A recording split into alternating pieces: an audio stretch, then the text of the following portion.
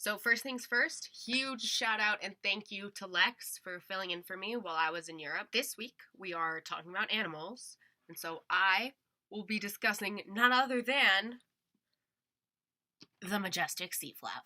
By sea flap, I obviously mean stingrays. I'm going to try and do the rest of the video like this.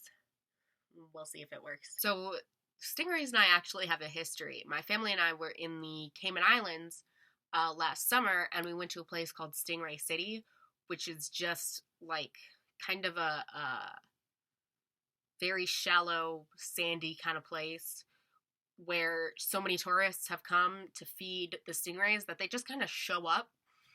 And I kissed one.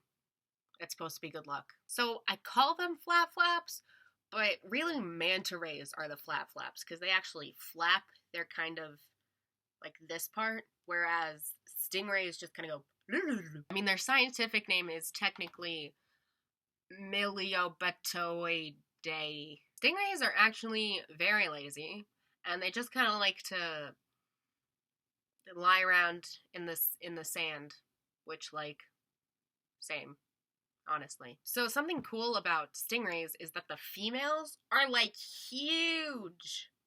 Like, here's a picture comparing my sister and me, and that's a stingray in the middle. And male stingrays really only get to be maybe like half the size. There is one way you can tell the difference between a juvenile female and an adult male, because they'll be about the same size. A male will have two little barbs parallel to his tail thing, and a female will have none. The tour guide at Stingray City made a phallic joke about them, and I was just like...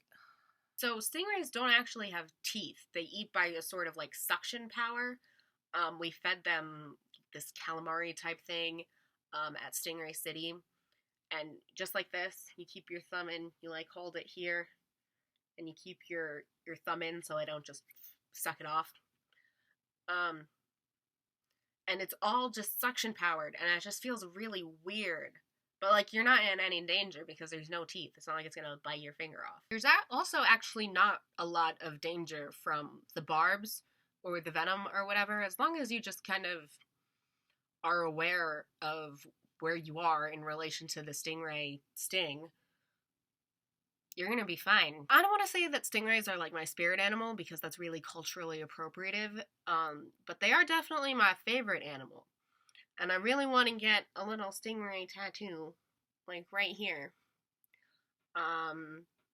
Because I got a glitter tattoo of that somewhere recently, and I really liked it, and would like to make it permanent. That's all for me from this week. Subscribe to Quirk Stuff up there, watch the most recent video down here, and check out Alana of Suburbia, my personal channel, in the description.